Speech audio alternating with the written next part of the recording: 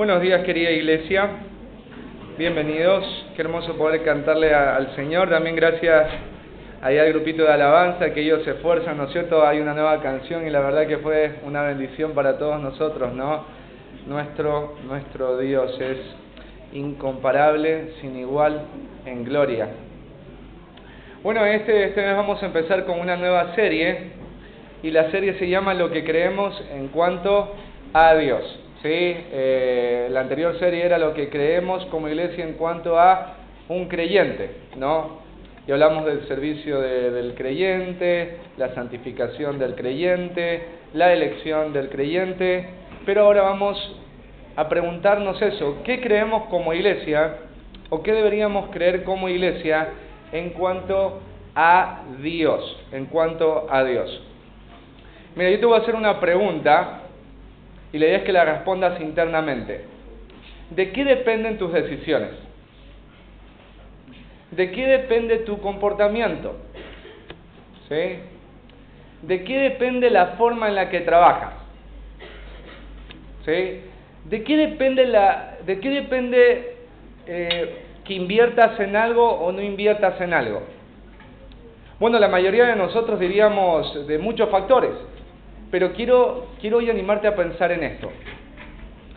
Tus decisiones, tu comportamiento, tus inversiones, tus pasiones, tus amigos, el decirle que sí a algo o decirle que no a otra cosa, todo depende de solamente una cosa. ¿Qué es lo que tú crees en cuanto a Dios? Voy a repetirlo.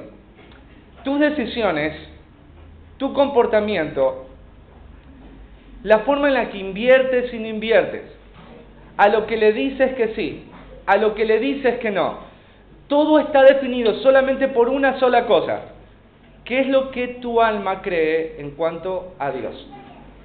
Y vamos a responder esa pregunta. Es la pregunta más importante que una persona podría hacerse. ¿Quién es Dios? ¿Quién es Dios? Bueno, vamos ahí a Jeremías, capítulo 9. Versículos del 23 al 24.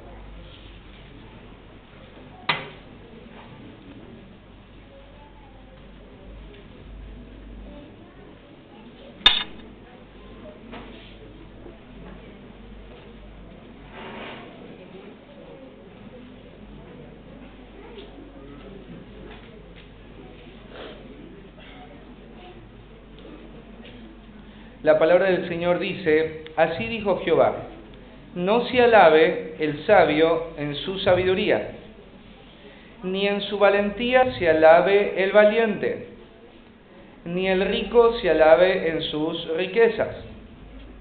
Mas alábese, pero alábese en esto el que se hubiere de alabar, en entenderme y conocerme, que yo soy Jehová, que hago misericordia, juicio y justicia en la tierra, porque estas cosas quiero, dice Jehová.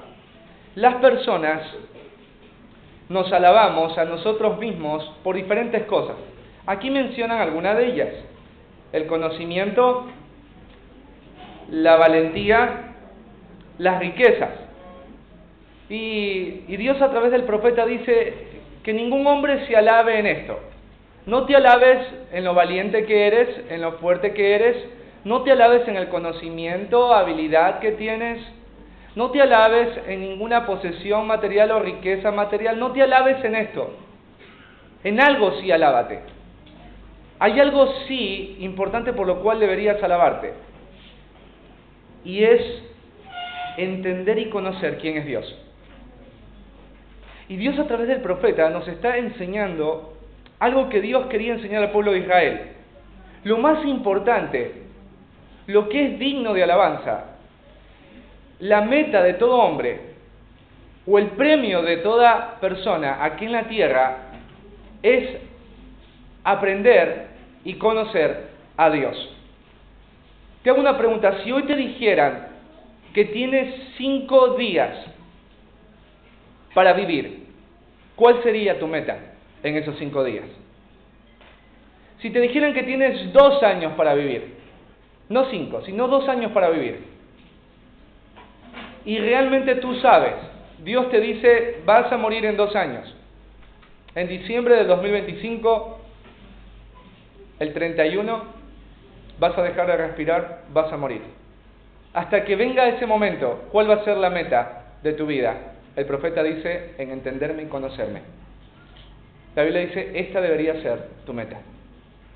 Si hay algo que estás buscando en la vida, debe ser entenderme y conocerme. La pregunta es, ¿por qué? Porque toda tu vida va a fracasar o va a tener éxito en la medida en la que vos conozcas quién es Dios. De ahí depende toda tu vida. Todo. ¿Quién es Dios para ti? El título de la predicación de hoy es El Dios incomparable. El Dios incomparable. Significa el Dios que no tiene comparación. ¿Viste cuando uno dice Messi es como, o tal persona es como, o tal comida es como? Dios no tiene ningún como. Dios no es como. Dios no tiene comparación. No hay nada que le pueda hacer justicia a Dios. Por eso Él es irreemplazable. ¿Sí? Se va Dios, no podemos poner a otro. No hay otro como Él. Ese es el título de la predicación. Y hoy vamos a estar estudiando los atributos de Dios y los afectos de Dios. O sea, ¿qué es lo que Dios es? ¿Cuáles son sus características? Sus rasgos que lo describen. ¿Y qué es lo que Dios ama y lo que Dios aborrece? Porque estaría bueno conocer quién es Dios. Los atributos de Dios, mirá, los vamos a clasificar en comunicables y no comunicables. Los no comunicables son rasgos en la persona de Dios que no lo va a tener ningún tipo de persona o dentro de la creación. Algo creado no va a poder tener esto. No lo va a poder poseer ni hoy, ni mañana, ni nunca. Solo esto lo va a tener Dios. Y los comunicables son aquellas características de Dios que Él puede llegar a formar en nosotros. Pero los que son no comunicables, esos solamente los tiene Dios. Y por más que pasen 1000 eternidades, ninguno de nosotros va a poder tener ese rasgo o característica que Dios tiene. Y vamos a hablar de 8 características que no las tiene nadie, sino solamente Dios, y por eso Él es incomparable. La primera es que Dios es eterno, la eternidad de Dios. ¿Sí? La siguiente diapositiva. La siguiente. La primera es la eternidad de Dios. Cuando hablamos de que Dios es eterno, significa que Él no tuvo un principio y tampoco tendrá un final. Hay muchos que preguntan, ¿quién es el papá de Dios? ¿O quién creó a Dios? ¿O cuál es el número de sus años? Y estas preguntas son a causa de que nosotros pensamos que Dios es como un humano. Para que un humano exista, necesita un papá y una mamá, tiene un principio y también tiene un final. Ayer el hermano Mario cumplió años y ese año más de vida implica que el hermano Mario tiene un poco más de experiencia y significa que el hermano Mario cambió porque un año tiene más de vida. No es igual que el año anterior, es distinto Mario. Pero Dios no tiene años. A Él no tenemos que festejarle un año más de vida, porque la Biblia dice que Él nunca llegó a existir en un momento. Él siempre existió. Por eso la Biblia describe que Él es el primero y el último, y que fuera de Él no hay nada. Por eso cuando alguien pregunta ¿quién creó a Dios?, la pregunta es nadie. ¿Por qué nadie creó a Dios? Porque Él es eterno. Si a Él hubiese creado a alguien, entonces Dios tendría fin. Vamos ahí en Isaías 40:28.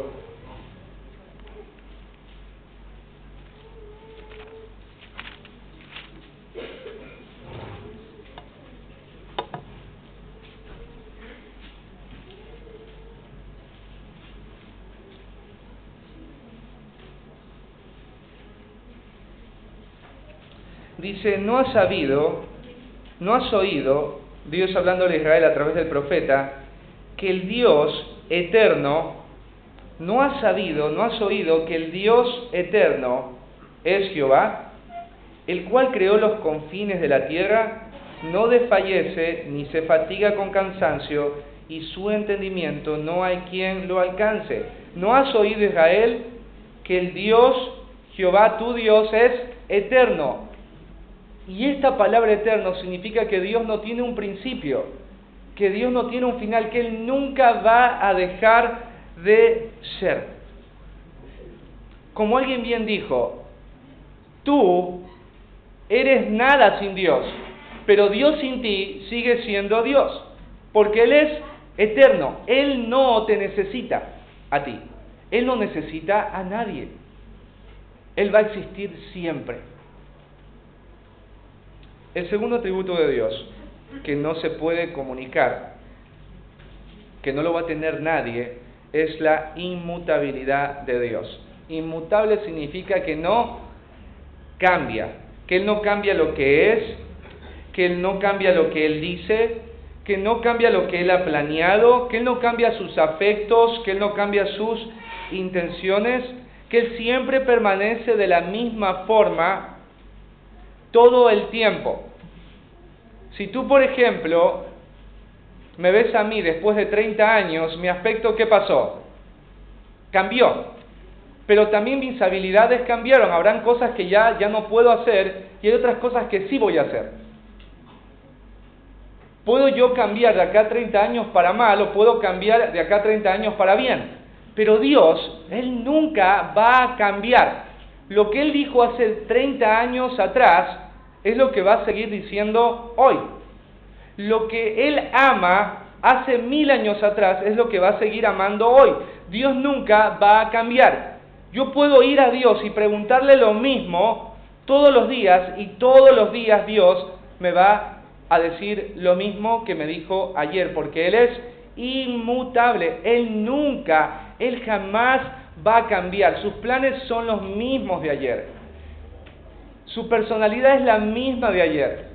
Lo que Él aborrece es lo mismo de ayer y de siempre. Él nunca va a cambiar. Mira, ahí en Números, vamos a Números.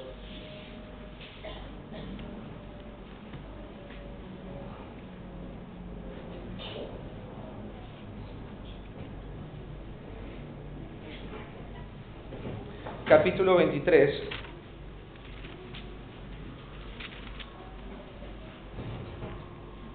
Versículos 19 al 20.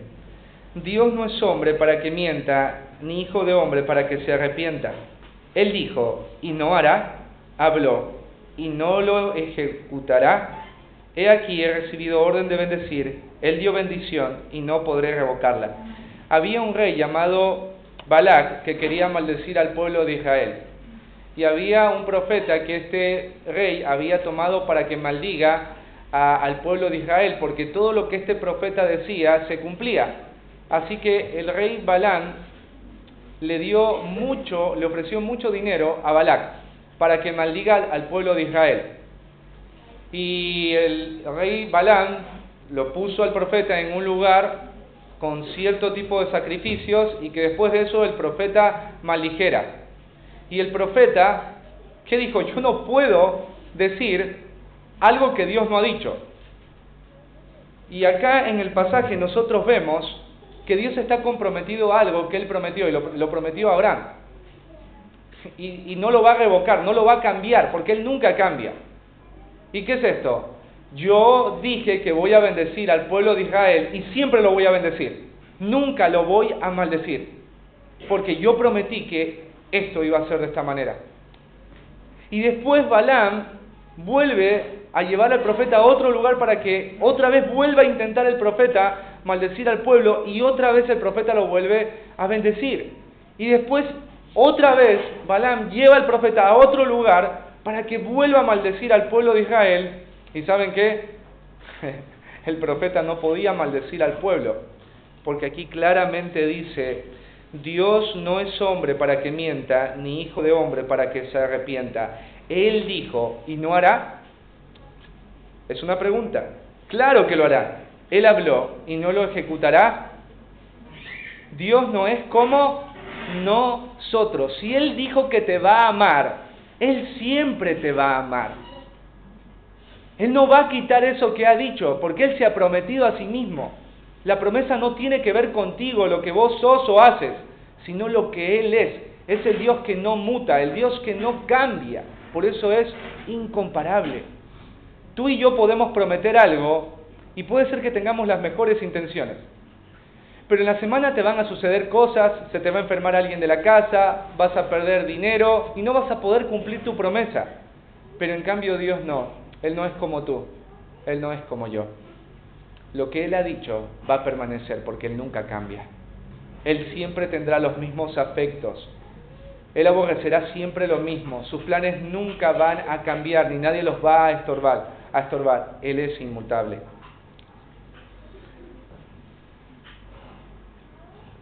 Tercero, la incomprensibilidad de Dios. Yo sé que son palabras medias difíciles, pero tenemos que irnos acostumbrando para describir a Dios. La incomprensibilidad de Dios significa algo y no significa algo también. Dios es un ser infinito y eterno. Él no cambia. Imagínate, es un ser infinito, o sea, no tiene fin. Y esa capacidad a Dios lo convierte en un ser incomprensible. ¿Qué significa que es un ser incomprensible? Bueno, no significa que a Dios no lo podemos comprender. ¿Sí? Significa que a Dios no lo podemos comprender totalmente. Tu mente y mi mente es como una tapa de gaseosa. Y la mente de Dios es como el agua de todos los mares de este mundo. Así como en una tapa de gaseosa no puedes meter todos los mares del mundo dentro de esa tapita, de la misma manera, tú no puedes jamás entender la infinidad de la mente y el entendimiento de lo que Dios hace y Él planea. No lo vas a poder entender. No podemos comprender todo lo que el Señor es y Él hace. Lo que nosotros hoy tenemos en la Biblia no representa todo lo que Dios es y hace. Es la parte que nosotros en su soberanía tenemos para que le podamos conocer. Y eso que vemos, eso que leemos, son solamente los bordes de su camino. No es todo. Por eso es maravilloso. Si a ti te maravilla lo poco que puedes aprender de Dios, es lo poco que tú puedes manejar con la capacidad de tu mente humana y finita o limitada. Mira, ahí en Deuteronomio 29, mira lo que dice.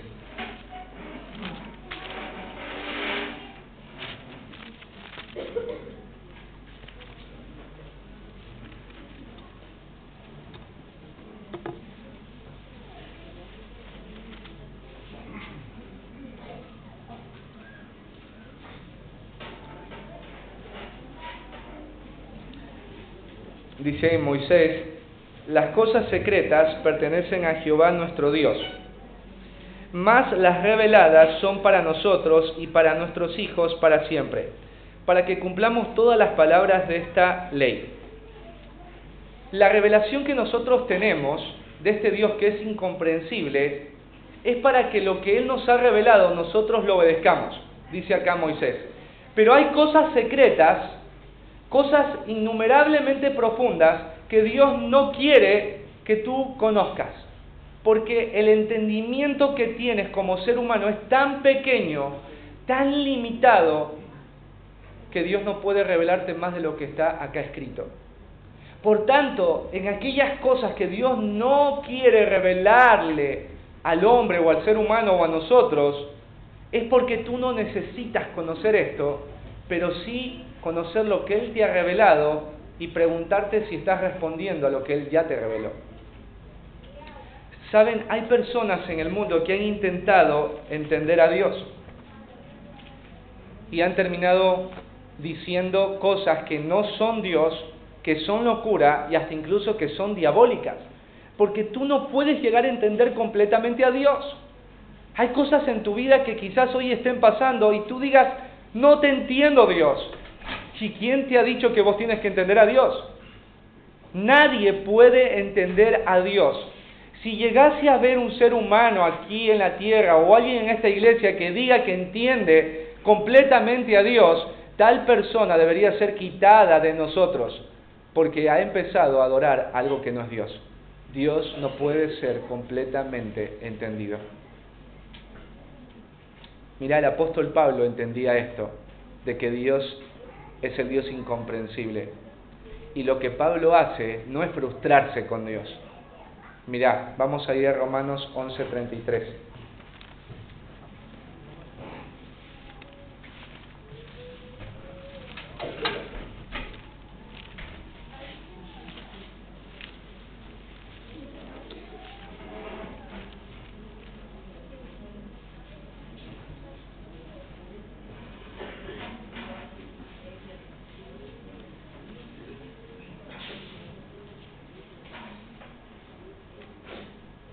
Dice Pablo: oh profundidad de las riquezas de la sabiduría y de la ciencia de Dios, cuán insondables son sus juicios e inescrutables sus caminos.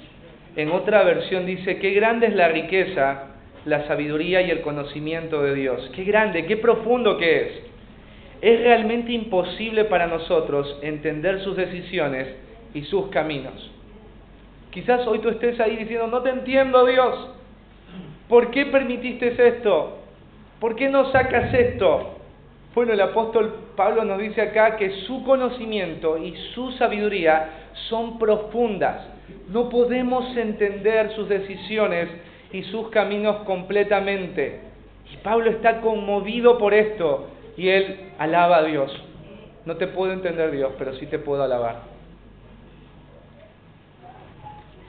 Otro atributo de Dios, la omnisciencia. Cuando escuchas omni, no tiene que ver con objeto volador, ¿sí? Significa omni, la palabra omni es todo, ¿sí? Omni, todo.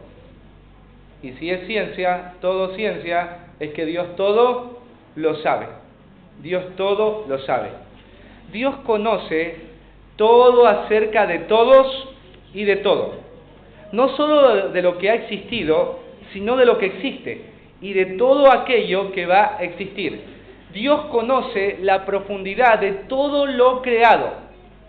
Es más, Dios conoce aún exactamente lo que no se puede ver. Lo más difícil de ver y entender es el corazón del hombre. Ahí en Proverbios dice que el corazón del hombre, sus consejos son como aguas profundas. ¿Quién ha tocado? ¿Qué biólogo marino ha podido saber la profundidad del mar? Ninguno. ¿Quién es la única persona en el mundo que puede ver la profundidad del corazón humano? Es Dios. Dios conoce las intenciones más profundas de tu corazón, las motivaciones más secretas detrás de todo lo que haces. Él lo conoce de manera exacta. A Dios nadie le puede mentir, a Dios nadie le puede ocultar nada. Dios ya sabe exactamente lo que va a suceder de acá en 1000 años con precisión. Para Dios el tiempo o tu vida a nivel tiempo es como un libro. Si yo, por ejemplo, quiero ir a Apocalipsis, solamente tengo que abrir en Apocalipsis y yo ya lo sé. Si Dios quisiera saber qué vas a hacer acá en el 2050, Dios ya lo sabe, Él lo entiende. A Él no necesitamos, no hay nada más vergonzoso que una persona que intenta excusarse y argumentar delante de Dios, porque Dios lo sabe, Él sabe lo que estás ocultando, Él sabe por qué estás haciendo las cosas buenas que haces, y Él las va a sacar a la luz, y Él va a poner personas allí para darlas a conocer, porque nada va a permanecer oculto. Lo que Él quiere, Él lo saca a la luz. Lo que Él quiere que quede en oculto, Él lo va a mantener en oculto. Él lo sabe todo. Y ahí el salmista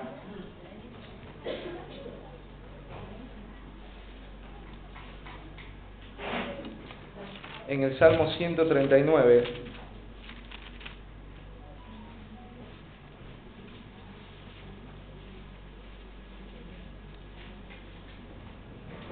versículos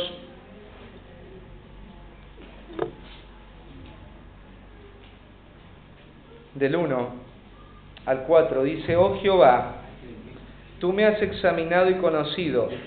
Tú has conocido mi sentarme y mi levantarme. Has entendido desde lejos mis pensamientos.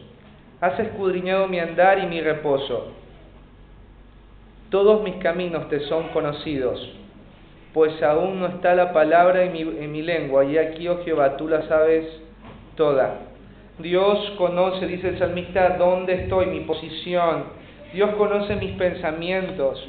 Dios conoce mis proyectos. Dios conoce mis palabras aún antes de que éstas estén. Él ya las conoce todas.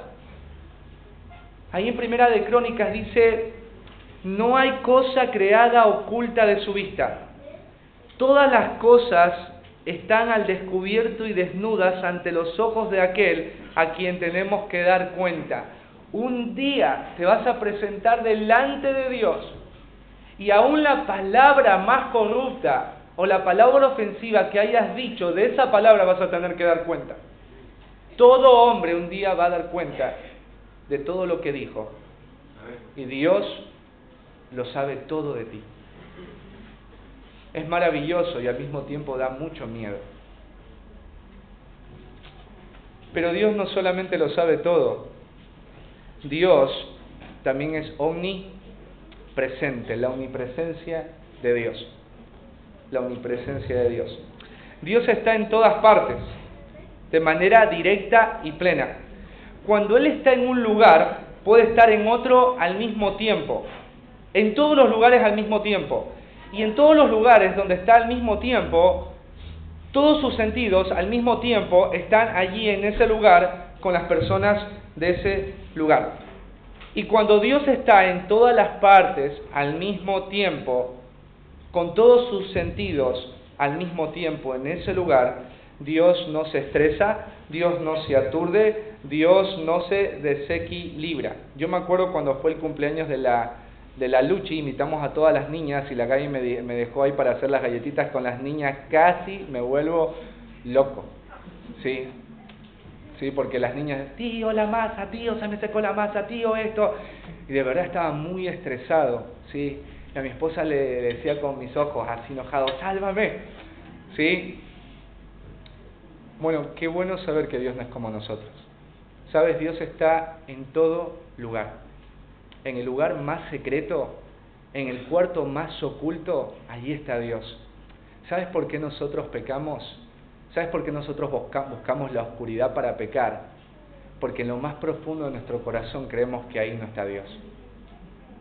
Porque vivimos de acuerdo a lo que creemos de Dios. Mira, ahí en el Salmo 139, versículos 7 al 12, dice: ¿a dónde me iré de tu espíritu? ¿Y a dónde huiré de tu presencia? Si subiera a los cielos, ahí estás tú. O sea, si pudiera ir al lugar más alto sobre la tierra, no podría huir de ti, porque allí tú estás. Y si en el Seol hiciera mi estrado, de aquí, allí tú estás. Si fuera el lugar más profundo que existe, al Seol, que es el lugar donde van los muertos, no voy a poder huir de ti, Señor, porque ahí también estás tú. Si tomare las alas del alba y habitare en el extremo del mar, allí me guiará tu mano y me asirá tu diestra. O sea, si fuere al lugar más extremo al este o al lugar más extremo al oeste, dice, no voy a poder huir de ti porque allí tú estás. Versículo 11, si dijeres ciertamente las tinieblas me encubrirán, aún la noche resplandecerá alrededor de mí. Aún las tinieblas no encubren de ti, y la noche resplandece como el día, lo mismo te son las tinieblas que la luz. Si fuera un lugar para ocultarme, y este lugar fuera extremadamente oscuro, de tal manera que ninguna mirada, ninguna cámara pueda penetrar ese lugar, dice ahí, allí también estás tú, no puedo huir de ti. Lo mismo te son, Dios, las tinieblas que la luz. Los ladrones roban en la oscuridad. Cuando pecamos cuando nadie nos ve y estamos en lo secreto. Pero la Biblia dice, de mí no te vas a poder esconder. A veces decimos, voy a pecar, no hay testigos, nadie nos está viendo. Sí que te están viendo. Hay un testigo ahí presente. y es Dios. Por eso el Salmo dice: mis ojos están alrededor de la tierra, mirando a los buenos y a los malos, para dar a cada uno conforme a su obra. ¿Cómo puede Dios hacer esto? ¿Cómo puede Dios recompensar a los buenos y a los malos? ¿Cómo podría Dios realmente ser justo si Él no estuviera en todas partes? Si Él no lo supiera todo. Para que un juez determine si alguien es inocente o culpable, Él necesita al juez un montón de pruebas para tener claridad en el juicio. Dios no. Él sabe todas las pruebas, porque Él estuvo en la escena. Él sabe todo lo que sucedió. Él sabe cada cosa que pasó por esa mente. Él sabe en qué momento. Él sabe qué personas estuvieron. Él sabe absolutamente todo porque Él está en todas partes. Es el Dios omnipresente. Séptimo atributo: la omnipotencia de Dios Todopoderoso. Él puede hacer todo lo que quiera, de la manera que Él quiere, las veces que quiera y con quien Él quiera. No hay nada muy pequeño que Dios no pueda hacer, ni nada muy grande para Dios. Dios no tiene ningún tipo de límite. ¿Se acuerdan cuando María se le presenta el ángel y le dice que ella va a concebir a un niño? Y María le pregunta: ¿cómo va a ser esto, puesto que yo soy una mujer virgen? ¿Y qué le dice el ángel? Para Dios no hay nada imposible, porque Él es el Todopoderoso. Él todo lo puede hacer. Él todo lo puede hacer. Mira, ahí en Jeremías,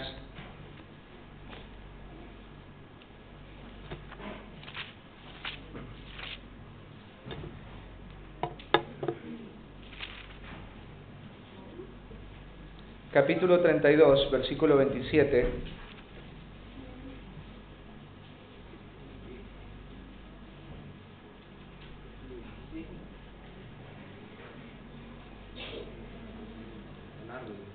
Dice: he aquí,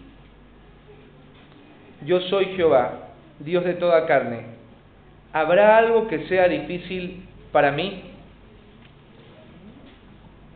Saben, el pueblo de Israel iba a ser llevado en cautiverio. Iba a ser todo destruido. Y Dios le dice al profeta: cómprate una casa. Diría: ¿cómo me voy a comprar una casa si todo esto va a ser destruido? Porque Dios le está diciendo: este pueblo va a volver y va a volver a florecer. Y por eso ahí tiene sentido. ¿Cómo voy a comprar una casa si todo esto va a ser destruido? Si vamos a ser todos llevados en cautiverio. Y por eso le dice Jehová al profeta: ¿habrá algo que sea difícil para mí? Quizás tú necesites hoy escuchar eso. Cuando tú estás estresado, agobiado, cansado, qué lindo recordar que tú no eres Dios. Pero por eso vivimos de acuerdo a lo que creemos de Dios. Si tú no crees que Dios es todopoderoso, entonces ¿quién va a ocupar el lugar del todopoderoso? Tú. Y en el proceso vas a destruir y vas a destruirte, porque crees que la vida depende de ti. Y Dios dice acá: yo soy el Dios de toda carne. ¿Habrá algo imposible para mí? ¿Sabes por qué no oramos mucho los creyentes? Porque descansamos en nuestra fuerza. Porque yo te digo, si hubiera este pensamiento inundando nuestro ser, no hay nada imposible para Dios, estaríamos todos clamando cada día por todas las cosas que son imposibles para nosotros. Y por último, ¿sí? Ese es el séptimo, perdón. La aceidad de Dios, o la autosuficiencia de Dios. Dios no necesita de nada ni de nadie. Él es totalmente autosuficiente y autosustentable. Él es eternamente independiente. Nosotros los seres humanos para vivir necesitamos de todo y de todos. Si un día se acaba el oxígeno de la tierra, fuimos. Si un día se acaba el agua, fuimos. Si un día el sol dice: me voy a apagar, estamos en graves problemas. Necesitamos de nuestros padres, necesitamos ayuda de nuestras esposas, de nuestros hijos, necesitamos ayuda de todos. Ningún ser humano puede decir yo no necesito de nada ni de nadie. Esa es una mentira que nosotros hemos creído. Tú no puedes ser autosuficiente, tampoco independiente. El único ser capaz de decir no necesito de nada ni de nadie, sino solo de mí mismo, es Dios. Es Dios. Es Dios. Mirá ahí en Hechos, versículo 17-25.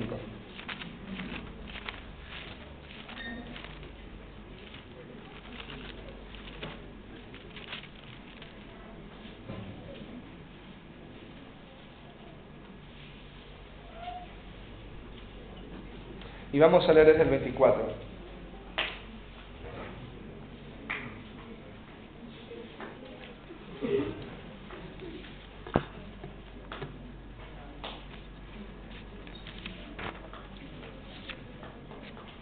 Dice ahí la palabra del Señor: el Dios que hizo el mundo y todas las cosas que en él hay, siendo Señor del cielo y de la tierra, no habita en templos hechos por manos humanas, ni es honrado por manos de hombres como si necesitase de algo, pues Él es quien da a todos vida y aliento y todas las cosas. Dice ahí que Él no necesita de algo. Él no necesita honra de los hombres. Él no necesita sacrificio de los hombres, dice Pablo, como si Él necesitase algo. Él es el quien le da vida a todo lo que hay, a todo lo que existe, porque es el Dios autosuficiente. Es el Dios autosuficiente. Y aquí, en lo que es la autosuficiencia de Dios, quiero hablar de algo maravilloso y algo que es un misterio. Y tiene que ver con la Trinidad de Dios. ¿Sí? La Trinidad de Dios. ¿Qué significa la Trinidad de Dios? Que Dios es un Dios que habita en comunidad. Él nunca ha estado solo. Porque la Biblia nos enseña que este Dios único está conformado por 3 personas. Y estas 3 personas son la una diferente a la otra, y las 3 forman un solo ser.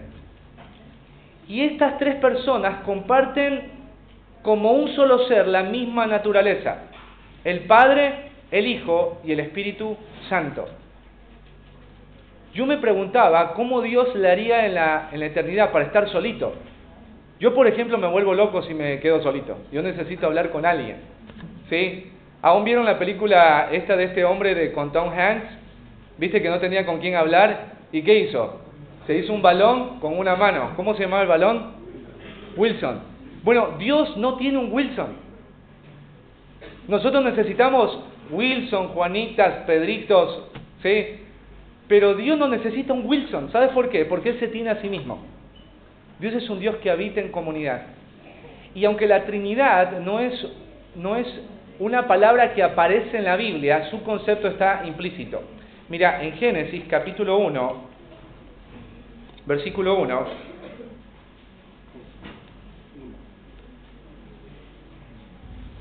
mira, dice: en el principio creó Dios los cielos y la tierra. Bueno, en hebreo la palabra Dios es la palabra Elohim.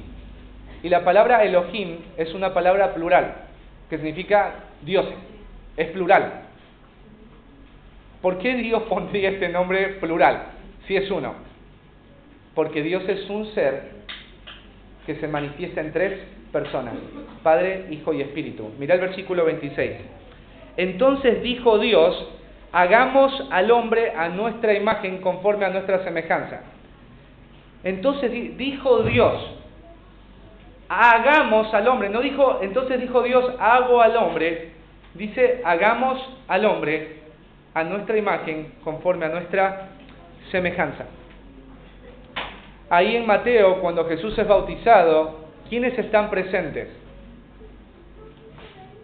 El Hijo, el Padre y el Espíritu Santo. Cuando Dios ordena a los discípulos a ser discípulos, ¿qué les dice?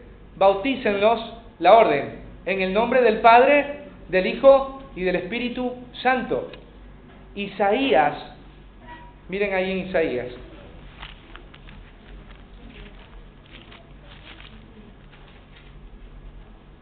Isaías, capítulo 6.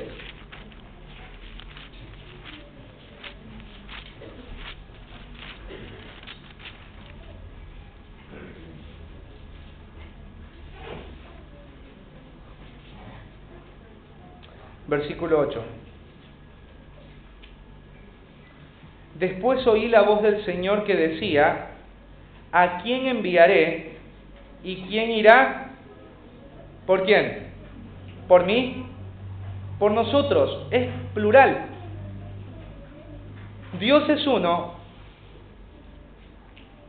pero Él cohabita como un solo ser y está conformado por tres personas: Padre, Hijo y Espíritu Santo.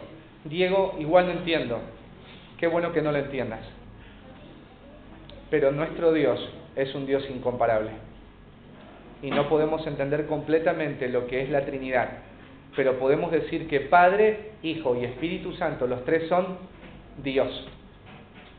El Padre envía al Hijo. El Padre y el Hijo envían al Espíritu Santo. En toda la obra de creación, en Génesis, aparecen los tres. Dios aparece, el Verbo aparece, el Espíritu Santo sobre las aguas, porque es un Dios trino. Entonces, todo lo que has visto acá son los atributos de Dios. Ahora, ¿qué es lo que Dios ama y qué es lo que Dios aborrece? Mira, vamos a revisarlo ahí rápidamente.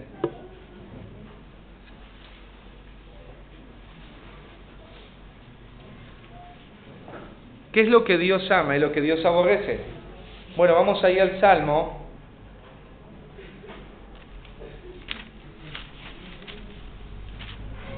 Capítulo 11, versículo 7. Gracias, Marito.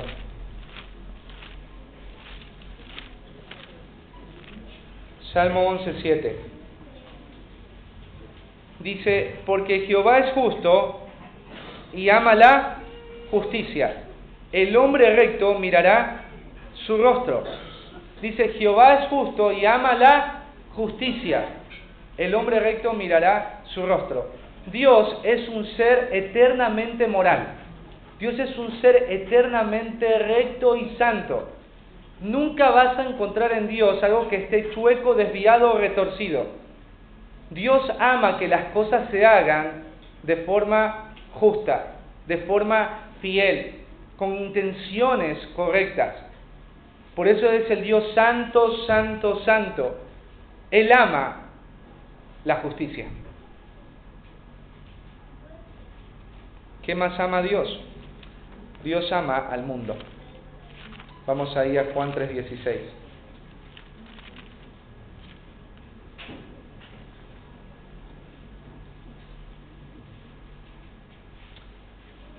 Porque de tal manera amó Dios al mundo, que ha dado a su Hijo unigénito, para que todo aquel que en Él cree no se pierda, mas tenga vida eterna. Dios ama al mundo. Dios no ama al sistema, obviamente, ama a las personas del mundo. ¿Y qué hizo por amor al mundo? Envió a su Hijo. Dios ama al mundo. La Biblia también nos dice que Dios ama a su pueblo Israel. Vamos allá de Deuteronomio.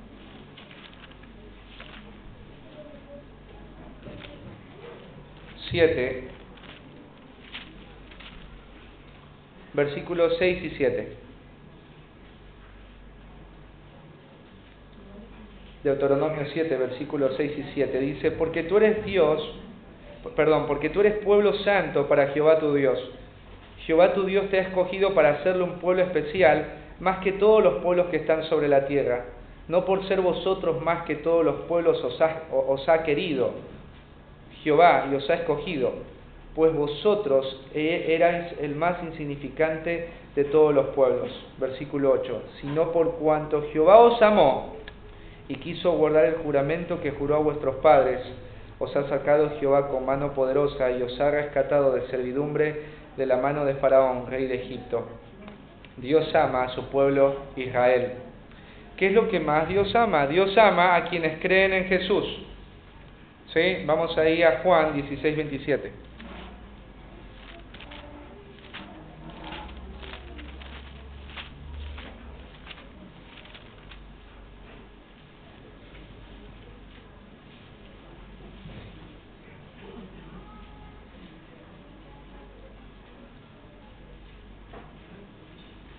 Jesús ahí les dice a sus discípulos: pues el Padre mismo os ama, porque vosotros me habéis amado y habéis creído que yo salí de Dios. Dios ama a aquellos que creen en Jesús, que son sus discípulos. Dios también ama a ellos, a los que han puesto su confianza en Jesús. Dios los ama. ¿Qué más ama a Dios? Dios ama a la iglesia. Efesios 5:25.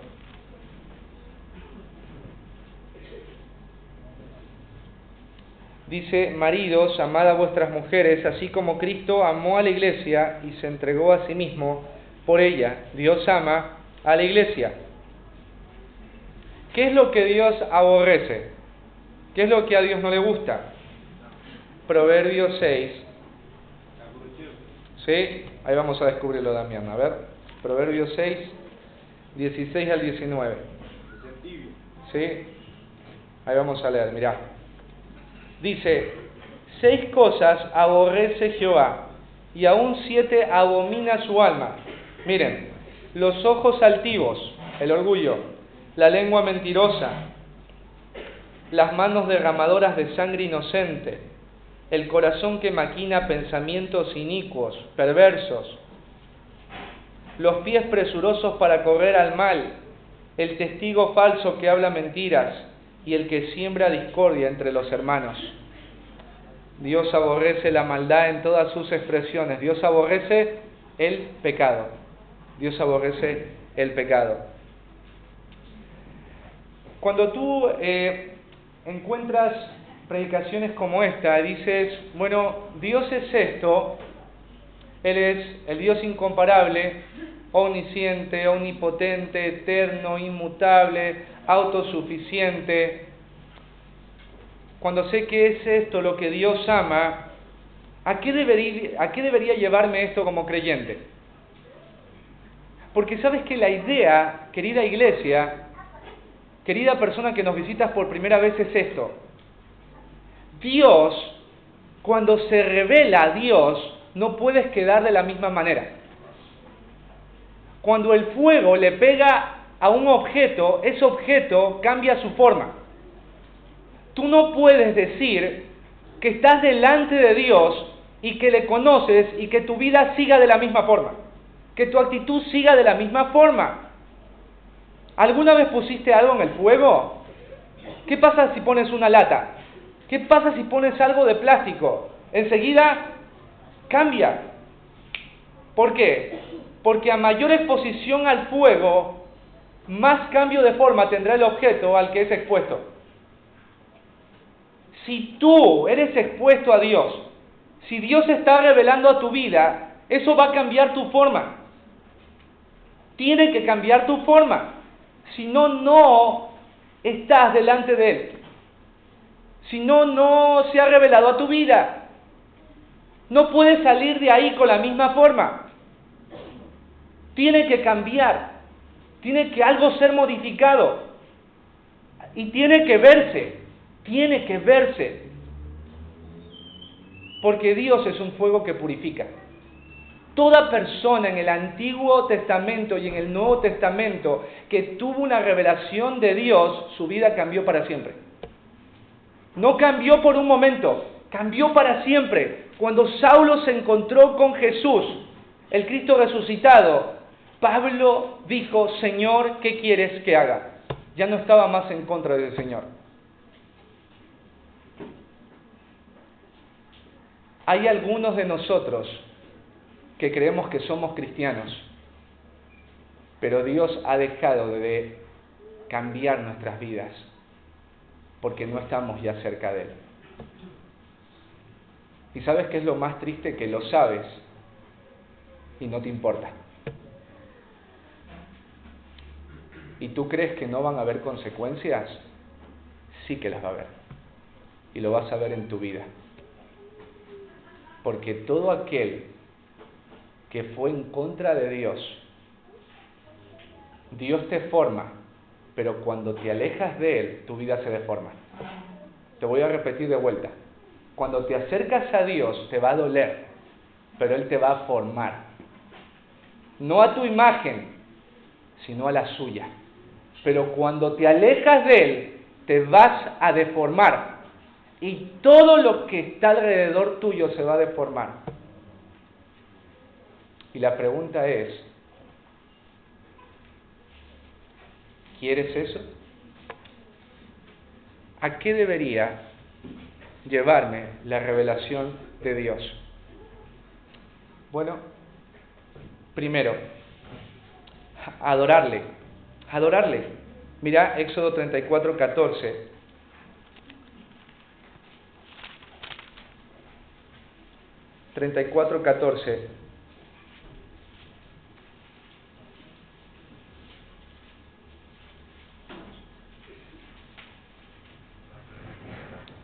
Dice, porque no te has de inclinar a ningún otro Dios, pues Jehová, cuyo nombre es celoso, Dios celoso es. Dios celoso es. Vamos allá a Éxodo 20, versículo 1.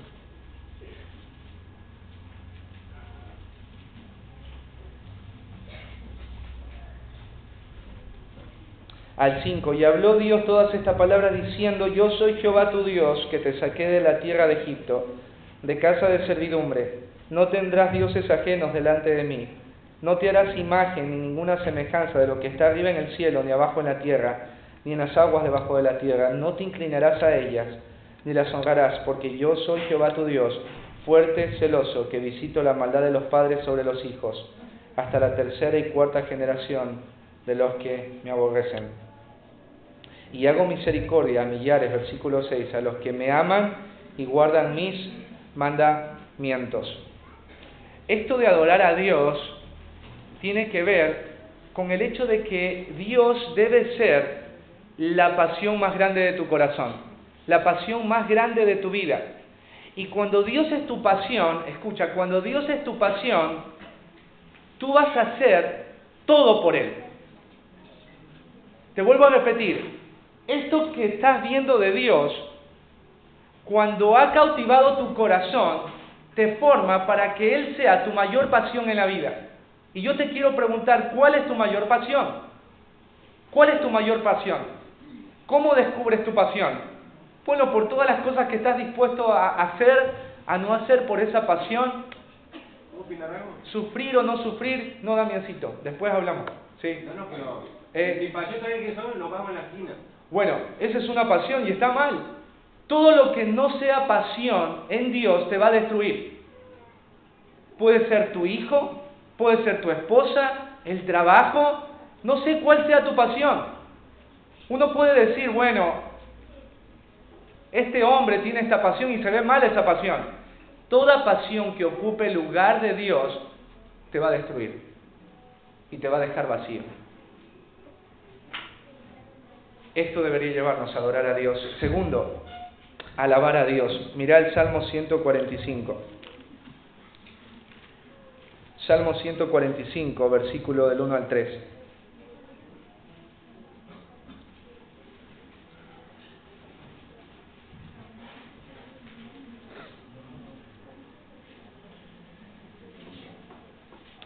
Dice, te exaltaré mi Dios, mi Rey, y bendeciré tu nombre, eternamente y para siempre. Cada día te bendeciré, y alabaré tu nombre eternamente y para siempre.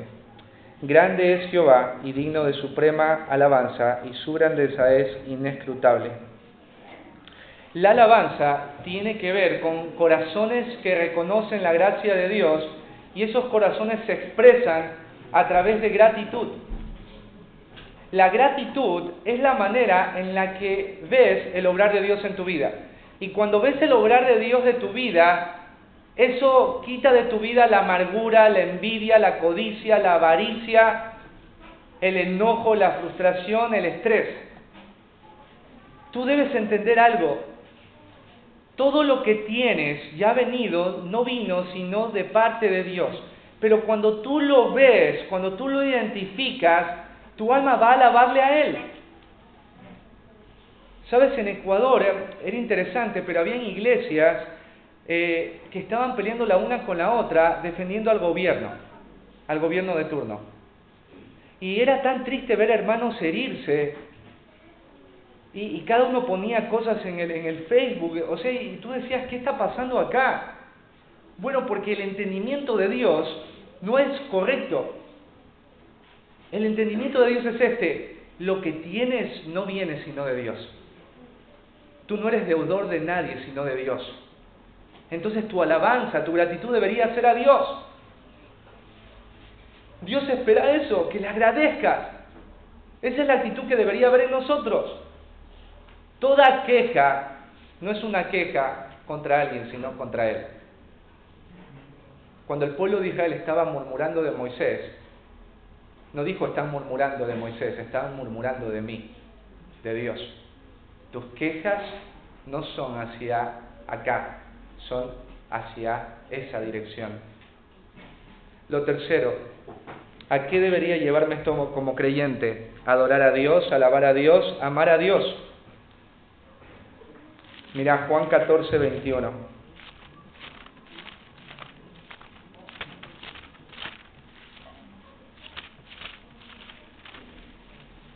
Juan 14, 21. El que tiene mis mandamientos y los guarda, ¿qué dice? Ese es el que me ama, y el que me ama será amado por mi Padre, y yo le amaré y me manifestaré a él. Escucha bien, querida iglesia, el que tiene mis mandamientos y los guarda, ese es el que me ama, y el que me ama será amado por mi Padre, y yo le amaré y me manifestaré a él. Amor a Dios implica obediencia. Cuando tú, por ejemplo, tu corazón quiere hacer algo que va en contra de Dios y vos escoges a Dios, eso es amor. Eso es verdaderamente amor. Y no hay otra forma de expresarle amor a Dios sino la obediencia. Agradeces a Dios, Él es tu pasión y le obedeces. Le obedeces. Los creyentes deberíamos ser personas que seamos movidas a obedecer continuamente a Dios, pero por la razón de que le amamos. Si tú dices yo obedezco a Dios, porque si no obedezco a Dios me voy al infierno y Él va a estar lejos de mí, aún no has entendido nada. No se trata de que tú le obedezcas para que te vaya bien. No se trata de que tú le dejes de obedecer para que te vaya mal.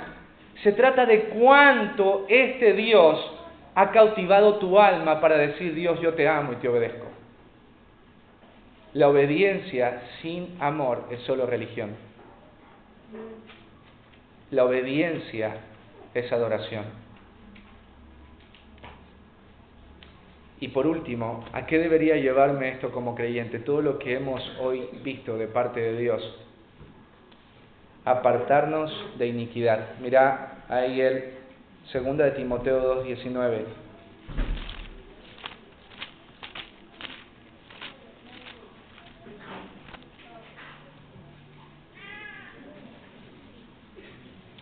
Dice, pero el fundamento de Dios está firme, teniendo este sello.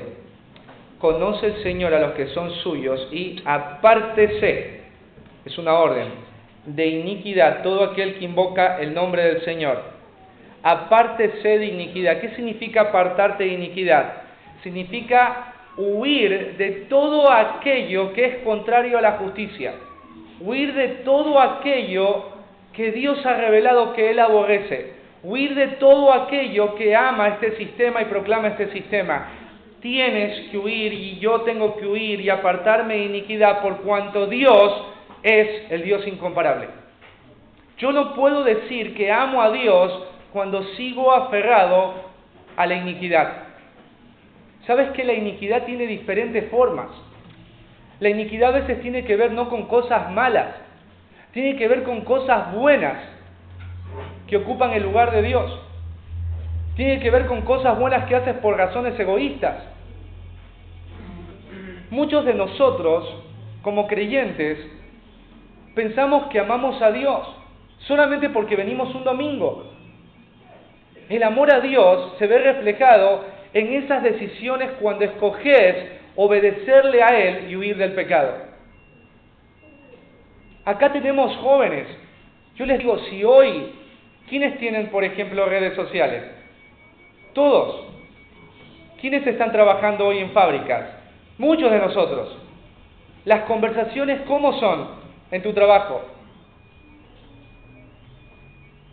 ¿Cómo son los programas de televisión? ¿Quiénes son tus amigos? ¿Qué es lo que te permites pensar? Apártese de iniquidad todo aquel que invoca el nombre del Señor. Apártate de iniquidad. Es lo que se espera de ti. Es lo que se espera de mí. No hay otra manera de vivir el cristianismo que es apartándonos de iniquidad. ¿Sabes? De acá en 10 años, posiblemente esta iglesia no tenga esta cantidad de miembros. Posiblemente seamos 5. Porque va a llegar un momento en que este mensaje a muchos de ustedes ya les esté cansando. Porque todos los domingos te llaman a obedecer a Dios y apartarte de iniquidad. Y llega un momento que dice, ya estoy cansado de esto. Y la Biblia dice que eso va a pasar en los últimos tiempos. Que en los últimos tiempos vendrán tiempos peligrosos porque vendrán hombres amadores de sí mismos. Y habrán personas que tendrán comezón de oír. Quieren escuchar a Dios, pero quieren escuchar cosas que les guste. Y dice que se amontonarán maestros que les digan lo que ellos quieren escuchar. El mensaje va a ser el mismo. Hermanos, no tengo otro mensaje. Es el mensaje de los profetas, es el mensaje de los apóstoles.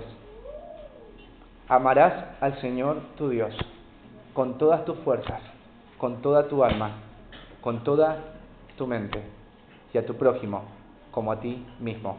En esto se cumple la ley y los profetas. Dios no ha cambiado. Su corazón sigue siendo el mismo. Y Dios se ha revelado hoy de la misma manera que a los profetas en los tiempos de Israel, que a la iglesia en el tiempo de los apóstoles, y que hoy a la iglesia de este presente a través de los pastores y maestros. La pregunta es, ¿qué vas a hacer con este Dios? ¿Lo vas a alabar? ¿Lo vas a adorar? ¿Lo vas a amar? ¿Lo vas a honrar apartándote de la iniquidad? ¿Qué vas a hacer? Al final de la vida vas a tener que responder por la decisión que tomaste. Pero cuando suceda, solo ten en cuenta que la misericordia de Dios te permitió escuchar de muchas maneras y muchas veces quién era el Dios que tanto te amó. De modo que no tendremos ninguno de nosotros excusa. Amén. Vamos a ponernos de pie.